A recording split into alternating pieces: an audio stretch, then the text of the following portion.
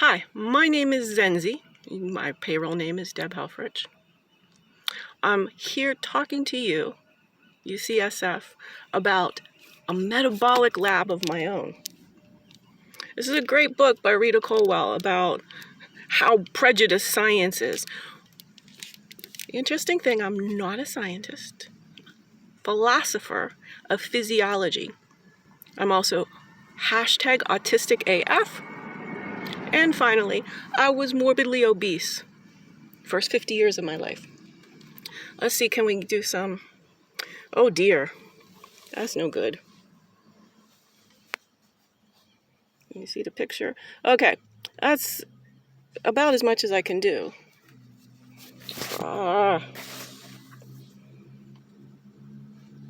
Look at the reflections and everything. This is a challenging. Okay, let me just scroll through. I will show you more. We can talk more. You'll see more. There's plenty of proof.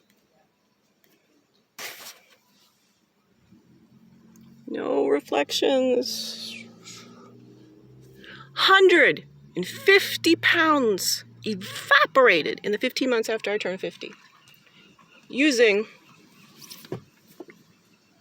morphic resonance, Rupert Sheldrake. Cutting edge. Now, that makes me, through lived experience, and I do have a philosophy degree from Carnegie Mellon University, BA though it may be, it's the time and the place for outsiders and outliers to prove to the whole world. Makes no sense how we've built the structures. The hacking of the American mind. We're talking here, Robert Lustig. I want to talk to the UCSF Oster Center for Complementary Medicine. Sorry, I'm very big on the complementarity of quantum physics. I kind of invented, I think. I haven't verified because I'm doing my own intellectual property over here.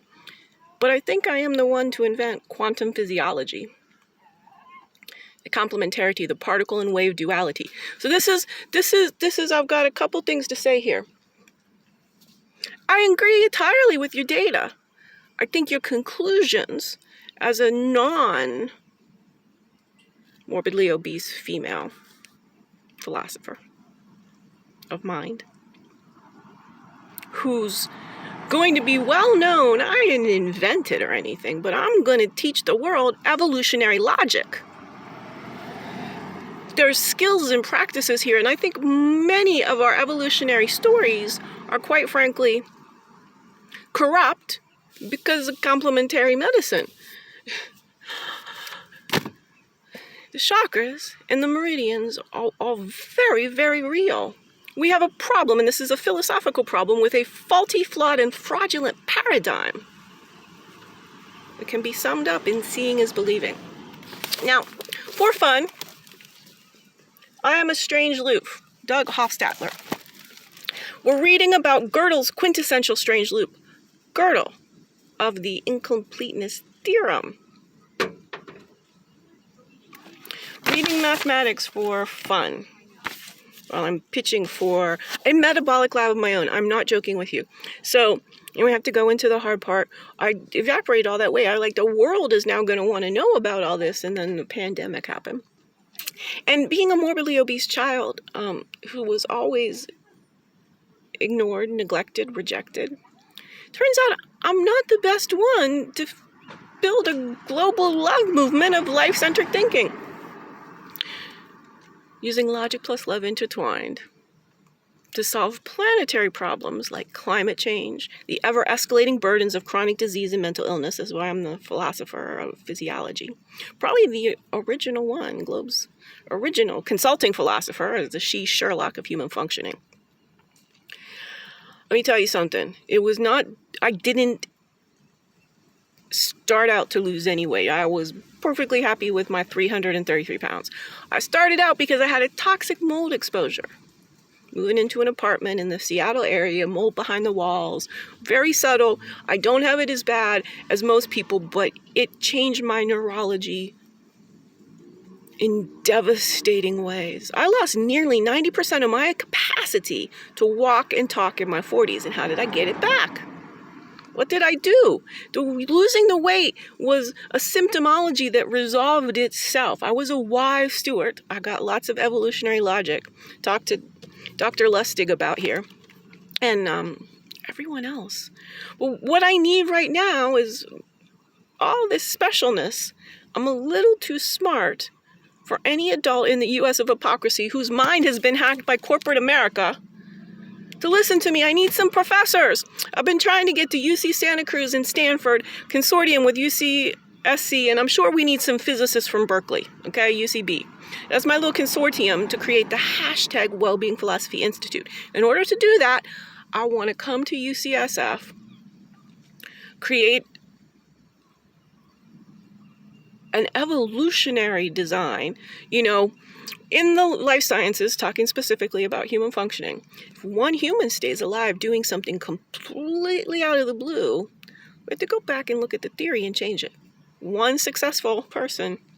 So I would like to prove, so I've been homeless for 28 months.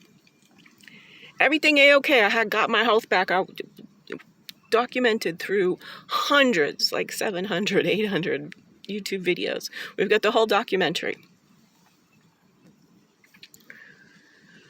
But over the past 6 months, when I've been no money, so I've had to go to the local food bank distributed church organization, and I am filled with gratitude. But how much gratitude can one have if one's being poisoned by shelf-stable food? Of course, neither the church nor the food bank nor anyone else is responsible for the quality of the food. It's something we have a lot in common. I ate a pound of sugar every single week. Amazon shipped it to me. We have receipts. When I was evaporating 150 pounds in the 15 months after turning 50. I was eating potato chips as the bottom of my food pyramid. I was dead broke. This dead broke thing is it's really the proof. I'm not making any of this up, and this is what I was forced to do to stay alive. So again, like Doug, who's a leading expert on consciousness, along with Daniel Dennett, a philosopher I've tried to reach out to and have similarly pitched on a video, looked at all the leading experts of consciousness, looked at all the evolving trends, and I'm here to tell you I am the developer of the philosophical hypothesis of bio-electromagnetism, which is absolutely, truly the place where we are missing 3/5 of human functioning. That's right. We know about the mechanical and the chemical, but we are not focusing at all on the electrical, magnetic, or consciousness levels of human functioning. I'm going to tie that all together for us as the she-Einstein of consciousness, the she-Sherlock of human functioning, the she-Socrates of hashtag well-being philosophy, thinking about how we think about being human. All these new developments, do we know how to think about them? We do not. Well, y'all do not. I do. I've blown up. I have lymphedema. Who knows how much weight, and I don't really care about numbers on scales. It has nothing to do with anything, to be truthful. Maybe down at your natural weight and seeing a couple pounds here and there, but for morbidly obese humans, it's just a torture device.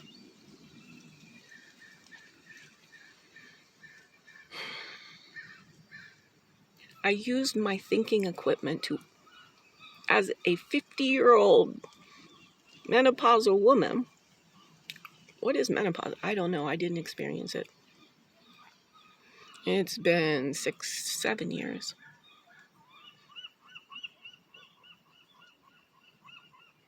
Lost 150 pounds. So I don't know how much I put on. I'm huge at this moment because all the chemicals, all of the lack of good, amino acids and fatty acids, I'm getting none of the nutrition my body needs to have been in this huge state of transition and then this huge state of hibernation and living in my vehicle for 28 months. And this shelf-stable food is poisoning me. My own metabolic experiments. Put me up anywhere on campus, a dorm. I do have a dog. You could see her a little bit earlier. Me and my dog, smoke-free, chemical-free. The chemicals, that's the autism bit. That's another really important part of this morbid obesity, what it causes, why it kills people in their 50s. Why anything kills people in their 50s, to be quite frank. It's all evolutionary. It's evolutionary. There's so much evolutionary logic that we're not getting right. Now, I'm going to give you a gimme. This is intellectual property that I've never heard anyone, and of course everyone would have perused the weight loss, and they're all wrong. I use no standard diet or exercise principles, we'll say with the principle level, to do this massive body transformation. I lost a man. It's like crazy to think about in terms of what I lost throughout my life. And it's both that and the weight was necessary and protected. It insulated me. It took this brain, which is Einstein quality, and it kept it from being abused in this society. Because nobody cared. I was fat. They didn't want to play with me. I never was forced to succumb to peer pressure. That's again why I can stand up to Robert Lustig and be like, dude, we agree on the data. You're missing about bioelectromagnetism. Hence, since bioelectromagnetism informs the biochemistry is downstream. If we can fix what's causing these children to overeat, it's their subconscious. They're living in trauma of many sorts. I had a perfectly stable white picket fence family life. I wasn't touched. I mean, that's a big problem. No trauma. But no good things either. Like literally the 0 point field. Why my brain had to analyze everything and everything. Now this has been fast and free. Call me the Charlie Parker. Gotta listen to jazz. I think I'm more John Coltrane, to be perfectly honest with you, but I haven't yet decided. Mostly because I don't think people know. It gives me a lot of information about how to tell people how to listen to me, but I don't think telling people I'm Charlie Parker or John Coltrane helps.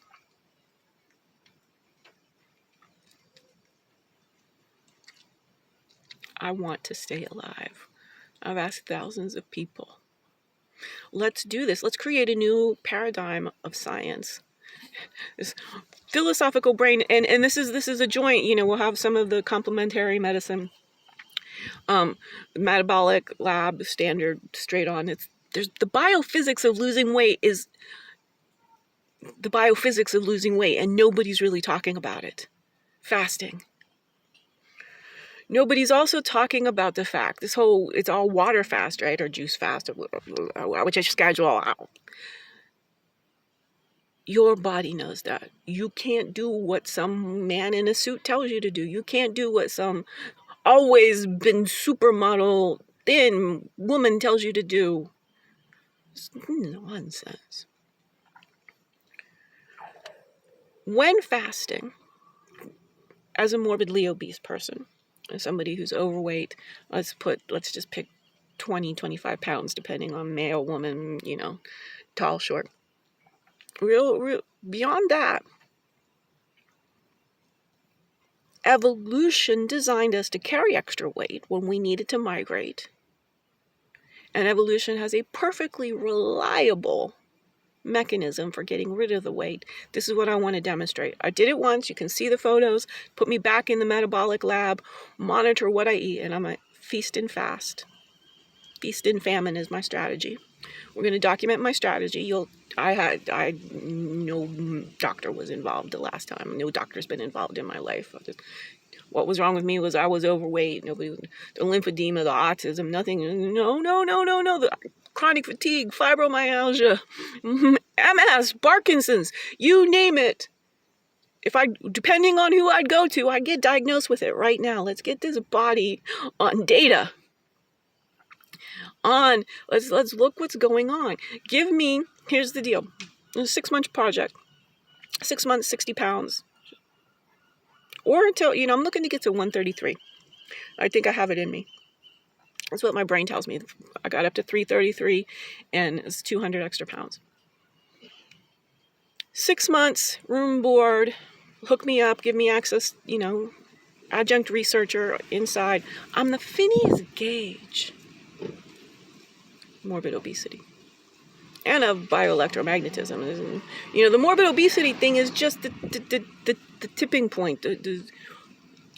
How I did it, why I knew why this was working. It was not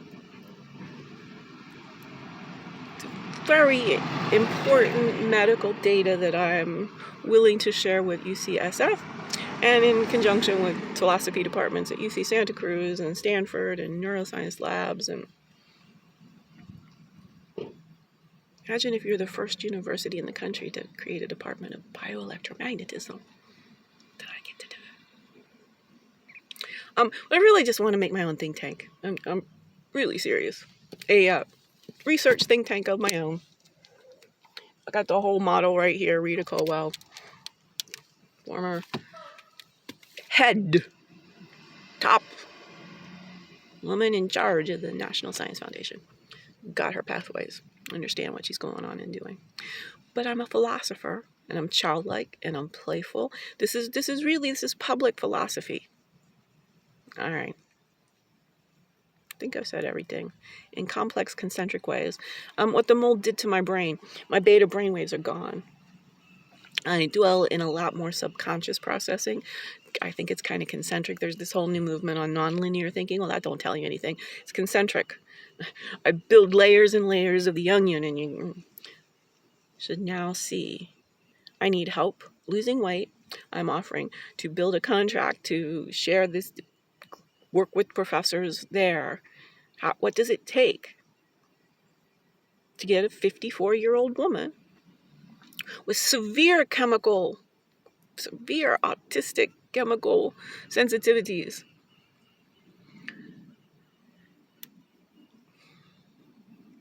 What does it take to get her to her ideal weight? 3, 6, 9-month project. 9 months. And we write it up and we publish and we blah, blah, blah, blah, blah. And we go after the corporations. The food corporations, yes, but also social media. My whole life was defined by being too big and having absolutely no human companionship in my life. That's why I'm homeless. There's nobody for me to turn to. That's why I have to create this sort of level of life-saving Project Hail Mary. Andy Weir, good book. I think I'm kind of like that lady, but not like military and, killing people, but just like I want to stay alive, to become the globe's original consulting philosopher, life-centric thinking across every nook and cranny of Earth. See, if we realize that we're all African ancestrally, and that's principle number 1 of evolutionary logic. 50% of this country doesn't believe in evolution. That's a fact. That's from him, or maybe Rita. I don't know, Robert or Rita. And we can't have this. But anyway, we're all African ancestrally. We're all similar. And what I'm going to prove is biology, of course, we're 100% similar. There's ranges and stuff. But bioelectromagnetism, that's where we're all unique. This is the future. Not just human health, but literally the entire species not going extinct in approximately 30 years. Once you get me well, I'm going to start a global thought experiment, public crowdsource, everyone go everywhere, life-centric thinking, how to avoid self-extincting our own species in 30 years. That's all it takes. One person, when you are scared or when you've got an idea, who do we go and talk to? We go to talk to a philosopher of consciousness, of quantum physiology, of bioelectromagnetism. Real stuff. Very creatively conveyed, so my intellectual property isn't just published for free on the internet. Holler. Harmony.